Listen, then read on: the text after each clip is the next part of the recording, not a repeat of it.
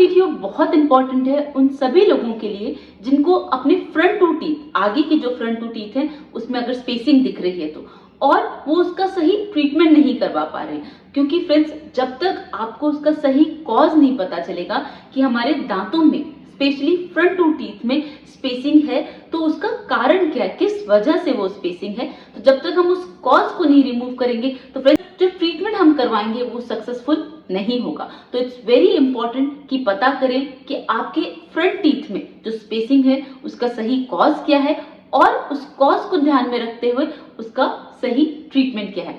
So friends, without wasting any more minute, late me start the video. And yes, अगर अभी तक channel को subscribe नहीं किया है तो प्लीज कर लीजिएगा। Let me start. Hello friends, I am doctor Pratibha, oral implantologist, laser specialist and periodontist. Friends, मैं इंपीरियल डेंटल गुरुग्राम इंडिया की फाउंडर और हेड सर्जन, और आज हम बात कर रहे हैं midline diastema. That means front teeth के बीच में स्पेसिंग हो, मतलब आगे के जो दो दांत है, front two teeth, that means central incisor, उनके बीच में जब स्पेसिंग होती है तो उसका कॉज क्या है, और उस कॉज को कंसिडर करते हुए उसका सही ट्रीटमेंट क्या है। तो फ्रेंड्स, अगर आपके फ्रंट टू टीथ में अगर आपको स्पेसिंग दिख रही है तो 3 मेजर कारण से होती है। सबसे पहला कारण होता है फ्रेंड्स जेनेटिक्स। अगर आपके पेरेंट्स को है तो बहुत चांसेस हैं कि आपको भी हो, right. Friends, second important cause रहता है कि टीथ के साइज में और शेप में डिस्क्रिपेंसीज हो, बोन के साथ वो मर्ज ना हो रहा हो, तो इन कंडीशन में भी दांतों में स्पेसिंग दिखती है। लेकिन जो सबसे इंपॉर्टेंट कॉज रहता है मिडलाइन डायस्टेमा का, वो होता है हाई फ्रेनम अटैचमेंट। दैट मीन्स दोनों दांतों के बीच में अगर आपको दिख रहा है कि थिक गम है, ऑलराइट, और वो गम थोड़ा नीचे है, और आप देखेंगे कि एक में कर्टेन जैसे फ्रेनुलम बोलते हैं, अगर वो ऊपर होना चाहिए था लेकिन अगर वो नीचे है तो उसे बोला जाता है हाई फ्रेनम अटैचमेंट, राइट। तो अगर वो नीचे है तो वो दोनों दांतों के बीच में थिक टिश्यू बना रहेगा, that band would be there, और उसकी वजह से दोनों दांत आपस में नहीं मिल पाएंगे, तो that space would be there. So that is the one of the most important and common cause of midline diastema. तो अगर आपको फ्रंट टीथ के बीच में थिक बैंड ऑफ टिश्यूज दिख रहे हैं, राइट, अब आप उसको अगर रिमूव नहीं करवाते हैं और आप कोई भी ट्रीटमेंट लेते हैं तो फ्रेंड्स वो सक्सेसफुल नहीं होगा, क्योंकि जो फ्रेनम है ना वो बार बार पुल करेगा। आप उसे कैसे टेस्ट कर सकते हैं, आप घर पे भी देख सकते हैं। You just pull your upper lip, right. अब जैसे ही अपने अपर लिप को लिफ्ट करेंगे तो एक कर्टेन होता है जिसे फ्रेनुलम बोलते हैं, पतला सा होता है, एकदम थिन स्किन होती है, वो आपके फ्रंट टू टीथ को के बीच में जो टिश्यू है उसको पुल करेगी, ऑलराइट। तो आपको पता चल जाएगा कि जो फ्रेनम ऊपर होना चाहिए था वो नीचे है। That is called as high frenulum attachment. Now coming to the treatment part. तो फ्रेंड्स, सबसे पहला जो ट्रीटमेंट होगा वो होगा इस कॉज को रिमूव करना।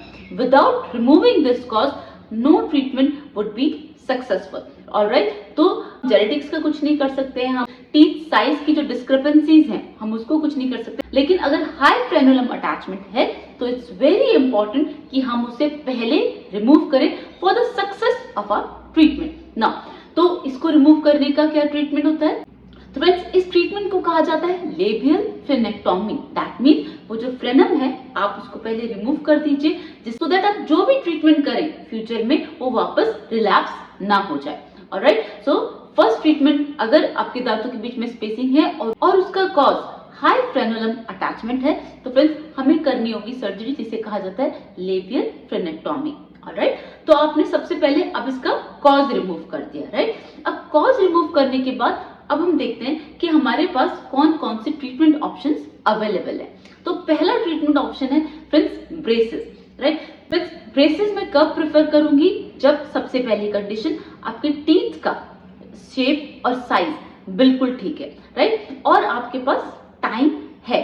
तो अगर हमारे टीथ का शेप और साइज ठीक है और हमारे पास टाइम पीरियड है 6 to 7 8 मंथ्स का नियर अबाउट, तो हम ब्रेसेस को प्रेफर कर सकते हैं। तो फ्रेंड्स, बट अगर आप यंग एज में हैं तो ठीक है, लेकिन अगर आप यंग अडल्ट एज में, दैट मीन आप 25 से अबव हैं, 30s की हैं, 40s में, तो उस एज पीरियड में अगर आपको कंफर्टेबल रहता है braces, well and good. Otherwise second option रहता है इनविसालाइन, राइट। तो इनविजिलाइन इनविजिबल ब्रेसेस हैं जो आप वेयर कर सकते हैं, तब आपको ऐसा लगेगा कि आपके नेचुरल टीथ ही आपस में मिल गए हैं, ये 6 मंथ्स के अंदर अंदर कवर हो जाता है, then it is a very convenient treatment. बस आपके पास 6 मंथ्स का टाइम गैप होना चाहिए।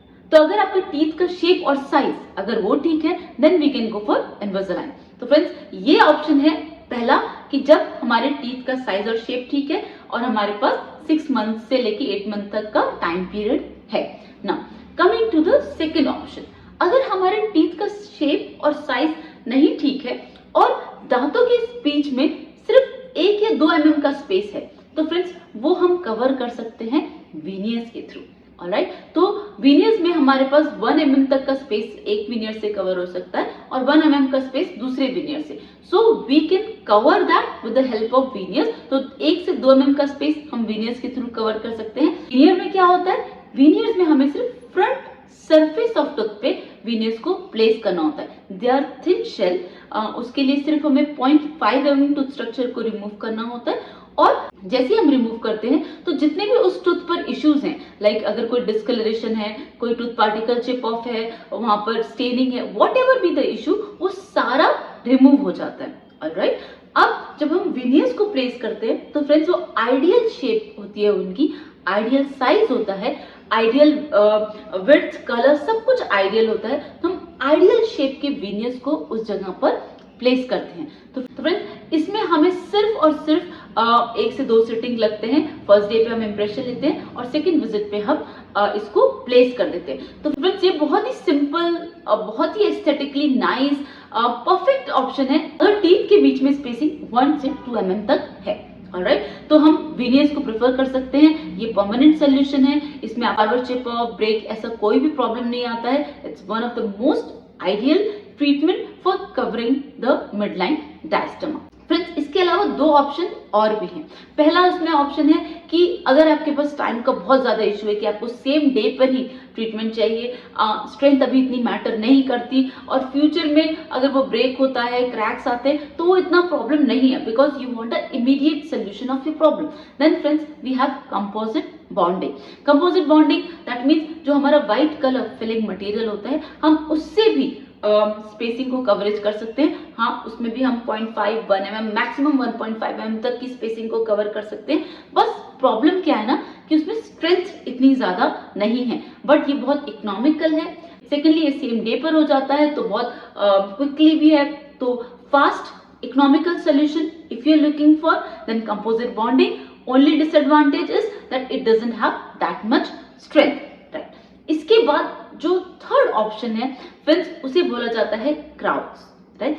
क्राउन्स बहुत ही अच्छा ऑप्शन है अगर हमारे पास ज्यादा स्पेसिंग है, कि हमारे पास 2 mm से ज्यादा स्पेसिंग है, तो friends we can always prefer crowns. Crowns में क्या होता है कि हम पूरे टूथ स्ट्रक्चर को कवर करते हैं। तो वीनियर्स तो हम सिर्फ फ्रंट सरफेस पे प्लेस करते हैं, लेकिन क्राउन्स हम पूरे टूथ स्ट्रक्चर पे प्लेस करते हैं। दैट मीन्स ये पूरा टूथ को कवर करता है, तो उसकी स्ट्रेंथ बहुत ज्यादा होती है, इसीलिए हम इसमें मैक्सिमम एरर्स को कवर कर सकते हैं। तो फ्रेंड्स, वीनियर्स और क्राउन्स में क्या डिफरेंस हुआ? वीनियर्स सिर्फ माइनर एरर्स को करेक्ट कर सकता है और ये सिर्फ front surface of the tooth को कवर करता है। दैट इज वाई अगर ज्यादा इशू है, ज्यादा स्पेसिंग है, स्ट्रेंथ का बहुत इशू है, उस कंडीशन में हम क्राउन्स को प्रेफर करेंगे कि हमें मैक्सिमम कवरेज भी मिल जाए, मैक्सिमम स्ट्रेंथ भी मिल जाए और लाइफ लॉन्ग हमें कोई भी इशू नहीं है। एक बात मैं आपको बताना चाहती हूँ कि वीनियर्स और क्राउन्स में कोई भी डिफरेंस नहीं, ये बिल्कुल एक जैसे ही दिखते हैं, एक ही मटेरियल के बनते हैं। तो इनको जब आप देखेंगे तो कोई भी आपको डिफरेंस नहीं दिखेगा। सिर्फ एक ही मेजर डिफरेंस होता है कि वीनियर्स फ्रंट सरफेस को कवर कर रहे हैं और क्राउन पूरे टूथ को कवर कर रहे हैं। तो अगर हमें सिर्फ फ्रंट सरफेस पे इशू है, स्पेसिंग बहुत ज्यादा नहीं है, तो हम वीनियर्स को प्रेफर करेंगे। अगर हमारा टूथ स्ट्रक्चर ज्यादा डैमेज है, स्पेसिंग ज्यादा है, स्ट्रेंथ का इशू है, तब हम क्राउन्स को प्रेफर करेंगे। तो फ्रेंड्स, ये 4 ऑप्शंस मैंने आपको बताए मिडलाइन डायस्टमा कवरेज करने के लिए। उसे कवरेज देने से पहले हमें सबसे पहले उसके कॉज को रिमूव करना पड़ेगा। अगर दोनों दांतों के बीच में हाई फ्रेनम अटैचमेंट है तो हम पहले उसको रिमूव करेंगे। उसके बाद अगर हमारे पास टाइम पीरियड ज्यादा है तो हम इनविजिलाइन को प्रेफर करेंगे। अगर हमारे पास टाइम पीरियड बिल्कुल भी नहीं है, हमें इमीडिएट सेम डे पे ट्रीटमेंट चाहिए, तो हम कंपोजिट बॉन्डिंग को प्रेफर करेंगे। अगर हमें सिर्फ फ्रंट सरफेस पे प्रॉब्लम है, स्पेसिंग ज्यादा नहीं है, तो हम विनियर्स को प्रेफर करेंगे। स्पेसिंग ज्यादा है, टूथ में ज्यादा डैमेज है, तो हम क्राउन्स को प्रेफर करेंगे। तो friend, this is all about midline diastema. अगर आपके फ्रंट टूथ में कोई भी इश्यू है, उनके बीच में स्पेसिंग है, तो friends you can go for this treatment. Friends, अगर वीडियो में कोई भी डाउट लगता है, कोई भी बात समझ में नहीं आती है, you can ask me in the comment section. Friends, आज के लिए बस इतना ही। चैनल को सब्सक्राइब नहीं किया है तो प्लीज कर लीजिएगा। See you in the next video.